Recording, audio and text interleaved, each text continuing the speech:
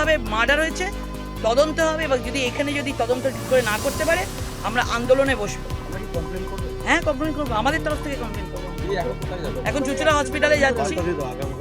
হসপিটালে যাচ্ছি আমরা, ওখানে যাচ্ছি। ওখানে আমরা পোস্টমর্টম যেখানে হচ্ছে যেন উল্টো পাল্টা পোস্টমর্টমে না লিখতে পারে আমরা দেখবো, কারণ রক্ত পাওয়া গেছে। এখন লাইটনিং করলে হবে না, বাজ পড়ে মারছে, এখন রক্ত পাওয়া গেছে।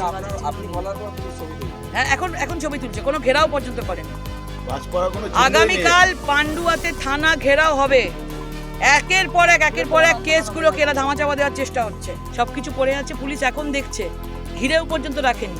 মানে বডিটা কি করে সরিয়ে দেওয়া যায় এটাই ওদের মূল লক্ষ্য ছিল। তদন্ত কিছু করেনি, এখন নিচ্ছে। এখন তারা শনাক্তকরণের জন্য ওইগুলো সব স্পেসিমেন নিচ্ছে এগুলো। তার মানে ভেবে দেখুন, মানে কত বড় ষড়যন্ত্র। এখানে বড় কিছু হয়েছে, মার্ডার হয়েছে, রেপ করে মার্ডার হয়েছে। প্রত্যেক দিন কাজা জোয়া থেকে আরম্ভ করে রাত পর্যন্ত, রাত্রি 11টা 12টা 1টা 2টো, মানে ওখানে ওরা আড্ডা মারে, হাসাহাসি করে, আমরা এখানে শুনতে পাই। অনেক সব আছে, অত কিছু বুঝতে পারে না, আমরা যাই না। আমরা সত্যি কথা আমরা যাই না, কি দরকার আমরা এই কটা পাড়ার ওই চারাটা কিছু ব্যবস্থা করতে, কারণ এখানে কাঁচাটা পরিমাণে বেড়ে গেছে, প্রচুর পরিমাণে।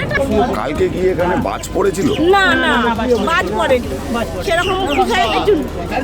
তার মানে কালকে সারাদিন এই বডিটা আপনারা দেখতে পান? না মানে এরকম কি কোনো কালকে সারাদিন বডি ছিল? না ছিল না।